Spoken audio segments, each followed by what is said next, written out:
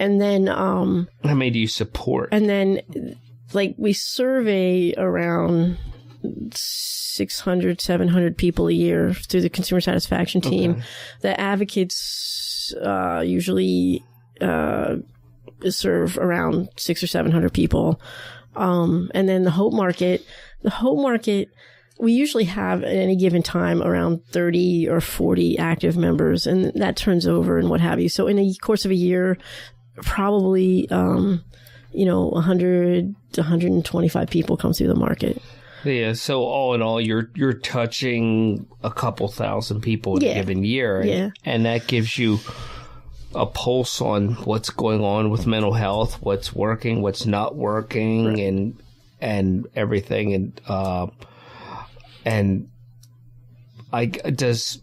Do people in Harrisburg ask you what you see? Does that get recorded? Do they?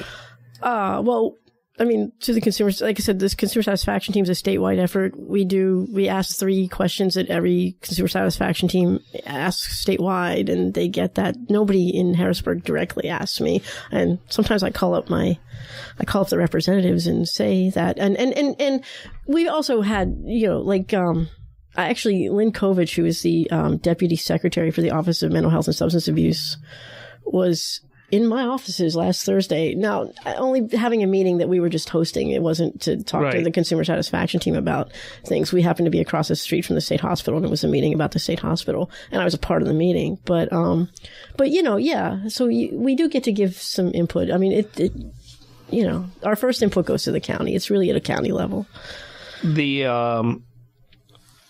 And the county obviously recognizes the value of what you do because they support it, and it saves them money rather than having the people, just like the story of the person in jail for 2 years. I have to tell you, I feel now that I've, like I said, this is my entry into the mental health system, and I feel really lucky to have landed randomly in Montgomery County.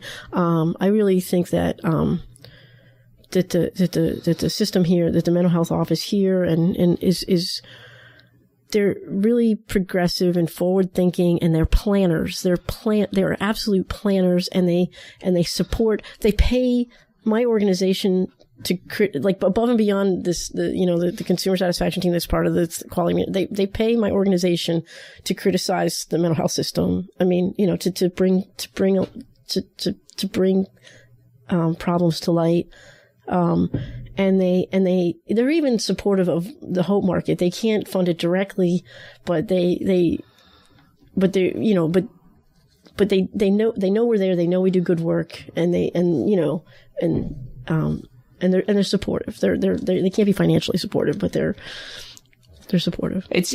And I don't think people realize that it's so valuable to people that are running shoestring budget nonprofits. Any support, anybody that gives them something that says, we appreciate what you do. We may not be able to back up a truckload of gold or whatever, but we appreciate what you do.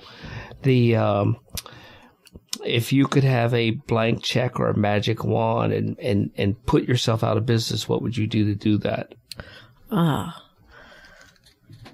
would like it if my dream would be that like I said, the Hope Market community that we built, I wish that we could figure out a way to really just make it a community, like its own community that does its own thing without any kind of, particularly without any kind of like mental health situation. Let's just be a group of people who are working together and doing the things that they do, which is art and music and food and helping people get things that they need to move into new households, and just like let that whole thing just grow and flourish and be everything that it could be. Like I said, the first money that I got, that if I could get $50,000, I would use it to hire a person to just devote their time to that, to just grow in that community, which is sometimes really hard to keep together because we just can't give it as much attention as we wish. It would be so nice to have that the campus over there just be a social services campus where you could have projects like that, and where somebody could, if there was a place where somebody could come from the community and know that on this property there's help for them, mm-hmm. and they can find it. There's something here to help them, mm-hmm. Because when you're in the midst of these crises,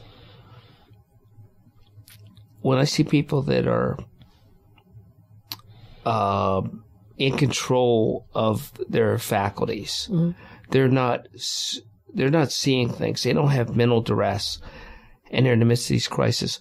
They can barely cope. Mm-hmm. You take the same kind of crises in life things, and you take somebody who is in mental duress, mm-hmm. and they're not at 100%. What chance do they have? Right. People that are functioning fully or as close to fully are having a problem. How can we expect the same, similar, or more out of people who are starting out at a deficit? The same way you can't yell to somebody to comply when they just don't understand the command. Right. It's like, it was two situations I was recently dealing with people, and one person had a mental health issue, and you knew it, and the outcome was very similar, but the other person was kind of a snotty person in the suit. Mm-hmm. Well, the result was kind of the same, but the person in the suit had an option to behave better, mm-hmm. that they chose not to take. Right. The person with the mental health issue didn't have the option. They were doing the best they could, so it wasn't their choice. And I view that differently, but I think that sometimes people don't. And because of that, somebody may be failure to comply or this or that and get sucked into a system that just re-victimizes them. Right. Who's going to replace you? Oh, my. Well, this is, as far as I'm concerned, this is my last job. I plan to do this until, I'm not working anymore. And what do you think your legacy will be there? Keeps going. My legacy, no paper cups. No paper cups. An organization with no paper cups and no color copies. No. No, I hope that, first of all, who replaces me, in my dream, it's, one of the, I got to shout out to the staff, not my staff, the staff, the consumer satisfaction team and the advocates. They're amazing, awesome people, and they make me look so good. We're all over the county, like beyond the surveying, we're sitting on committees, we show up at, health fairs, like we show up any place we're invited, and sometimes to places we aren't invited. and we get the party going. Like we go, like Magellan, who is the insurance provider that does the anyway, they have a health fair every year in Norristown, and we go, and we're like, we're the table, we're going to have some food cooking, and we're just like, we're all, and anywhere we go, everybody, on my staff is just really embraces and really is all into participating, and they go all in, and we're on the suicide task force for the county, and we're on the forensic task force, we're on the, the advisory committee for the Office of Human Services, we're out there and we're representing, and when I say we, I don't mean me, like I'm on some of that stuff, but my staff is out there, and I have it happen all the time, like, county people and other people say to me, oh, wow, that, and I, and not for nothing, we hired folks who, I hired somebody who was just barely out of being homeless.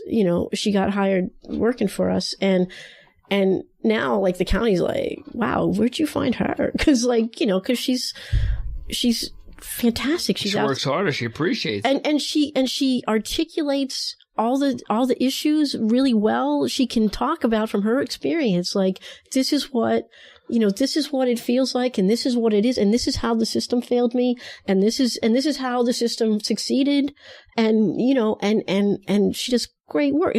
My team is amazing. So you guys are like the mental health equivalent of the buddy that's up for anything. Oh, yeah. Oh, yeah. Yeah. You know, the guy you could call in the middle of the night, go, Atlantic City, let's go. Yeah. No, and, you know, karaoke, let's go. That's us. Yeah. So the legacy, I hope, and I think it's also Sandy's legacy, but I think it's, you know, the legacy is that, you know, I'm replaced by, you know, someone on my team who, you know, who had, you know, quite the life experience, and now it will pick up that torch and keep moving, and that this team will continue to just be amazing. Yeah. I was going to ask you that. What do you think Sandy's legacy was? Yeah. Other than sneaking the world's smallest dog in for years without getting in trouble. Oh, well, people knew about the dogs. It was the cats we used to get in trouble about, you know. It's like, we had the 2 cats and yeah. That's right. Yeah. I forgot about that. The dog was so small that I'd get it mixed up. Yeah. But no, her legacy is, you know, it's, she built, I mean, seriously, like, again, just there's a consumer family satisfaction team in every county. Sandy really took this whole, like, people with lived experience thing to absolute heart. Like, I mean, she recruited her team by, like, you know, she'd be in a residential facility, you know, surveying people, and somebody would say something that struck her, and she would say, you know what, you want to come work for me? She kind of handpicked people. Yeah, she was like, do you want to come work for me? You know, and her team was like, I mean, it was people who were recent and serious, and people who who really, you know, had some pretty profound experience, and that's how she built the team, and that's what we're built on to this day. So. What's the longest serving employee over there? You know Brian, who works for us on site. I know he's one of the people that cleans for us, among other things. But anyway, he's been there since 1998. Okay, and it was weird because I knew some people by face, mm-hmm. and I knew some people by name from doors and mail and stuff that would get sent to the wrong place. But I only knew a few by face and name. Right. You know? Yeah. I pretty much knew you and Sandy and a couple other ones. Yeah. John, Chrissy. Yeah. Chrissy, by the way, has 3 beautiful babies now. Yeah, I don't know how that happened. Well, you know, she got married and... the heat got cut off or something because there was no babies and then there was like 3. I don't like those things that denote the passage of time like that, because if she said 3 babies, that means at least 3 years have passed. Mm-hmm. And it seems like just yesterday. Just yesterday. Everything seems like just yesterday. Right. Or a lifetime ago. Right.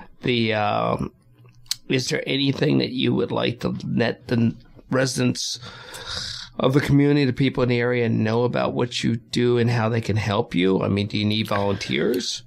Well, you know, I can use volunteers. We've had people come in and be like, "Ooh, barter community, that's cool. I want to come and do that." But you want people that are there for the long haul that want to actively participate. You don't want to be adult daycare. Well, no, but you know, but whenever people ask, you know, it's like I say, like, I mean, I would love people who would come in and help me and, you know, really like grow the Hope Market. Like, and like I said, help us, you know, set up an eBay store. Help us.